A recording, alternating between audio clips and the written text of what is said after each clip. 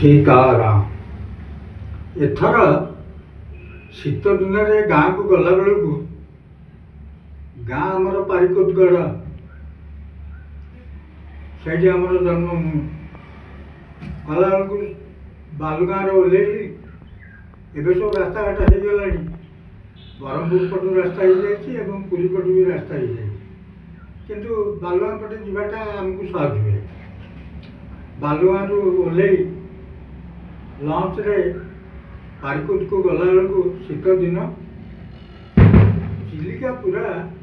पक्षी छाई हो जाए एत पक्षी विभिन्न देश उड़ी चिलिका पक्ष ये जो मराहल मालिनी नीलाम्बु चिलिका उत्कल कमला विलास दीर्घिका बोली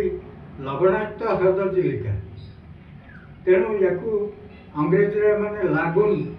लागुन बोली एबे कहउछ राधानाथ दुख प्रकाश करते जे स्वरूपा अंशुपा लोके अगोचर पूजास्पद है गोस्पद पुष्कर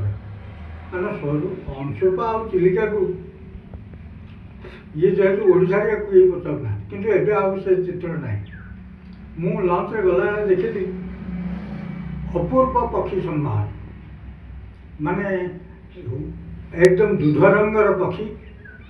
भेड़ा भेड़ा है कि लंच चारिपट को छाई गले मुझे दृश्य केवे भी देखी एत सुंदर पक्षी एवं पूरा जमी जना पड़ता हाथ पांतार पक्षी गुड़ा आसि लोक चढ़ी छात उपरक गले लंच एवं से खाद्य देवाई ये दृश्य अतीब मनोहर एभली दृश्य मुझे केवल देखी न चिलिकार हालत एवं बहुत भल हो जाए कहीं ना सेठी पक्षी अभयारण्य हो फल आउ पक्षी की धरवा मारदे जाल पकई धरवा ये सब बोधे बहुत मात्रा कमी जाए ना एत पक्षी एत सुंदर भाव में मनुष्य सहित एकात्म हो जाऊँ जो नीलाम्बु चिलिका प्रकृत में अवश्य बहु परिमाण प्रदूषित हो चिलिका चिलिका बहुत पोती हो गला तथापि चिलिका माने भगवान एक वरदान बा प्रकृतिर एक वरदान उत्कलवासी बहु माछ कंकड़ा चिंगुड़ी चिलिका चालान होची से बाबद 100 कोटी टंका मिलूँ जाऊ ये सब कार्यक्रम हवा द्वारा चिलिकार प्रभुत्व उन्नति घटी किंतु चिलिकार वक्ष क्रमक्रमे प्रदूषित होगा लगे इट्स अंडर पॉल्यूशन कारण डीजेल मोबिल जो फल बर्तमान आजिकल जो डंगा चलुची से सब तो डीजेल पेट्रोल चलुची मोटर चलित तेणु